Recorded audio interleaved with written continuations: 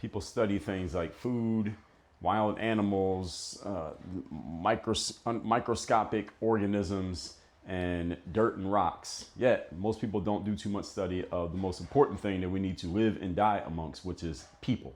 So I want to tell you 3 truths about human nature that the better you understand these, the better you can decide how to use your energy, how to use your focus, who to target, how to target them, and why. 3 simple truths that apply to the general population of human beings. Number 1, most people do not think. Why? Because thinking requires effort. Thinking is a mental exercise.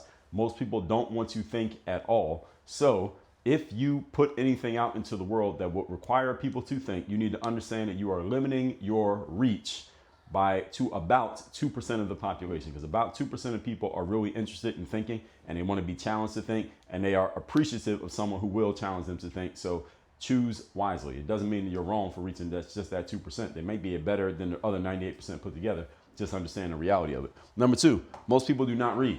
There's an old saying that if you want to hide something from people, put it in a book. This applies to any type of person, black person, white person, young, old, male, female, doesn't matter. Any group of people, if you want to hide some information from them, put it in a book and tell them the information is in the book. They would have to read the book to actually get the information. None of them is going to actually do it. And when I say none, I mean that directionally. About 2% of people may actually do that. Even though it is easier than ever to write and publish a book, it hasn't become easier to read a book. You still had to actually read it, look at the pages or listen to the audio. Most people, as I already told you, they don't want to think. Most books require thinking. Most people don't want to think, therefore they don't read. It's the reason why more people watch a YouTube video than will read a book, because a YouTube video possibly removes you from the burden of having to do any thinking. You can just be entertained. You don't have to read anything. And number 3, most people are generally lazy.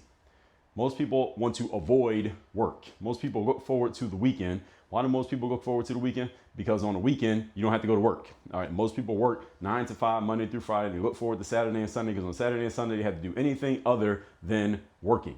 Most ambitious people will work 7 days a week. They don't look forward to the weekend because they keep working on the weekend the same way they do Monday through Friday. Again, most people are only about 2% of the population. So what do you do with all this information? Knowing that people don't think, they don't read, and they're lazy. If you want to reach the masses of people, you need to offer them something that does not require thinking, i.e. entertainment, does not require them to read. In other words, something they can listen to or watch, and something that doesn't require effort. In other words, they can just sit and observe it, but they don't have to actually do anything. Notice entertainment sells very well, much better than education, because it applies all 3 of these. Education is the exact opposite. You got to think, you got to read, and you have to do work. That's the reason there are much more people who are interested in entertainment than there are interested in education. The opportunity, folks, always in the opposites. WorkOnYourGameUniversity.com.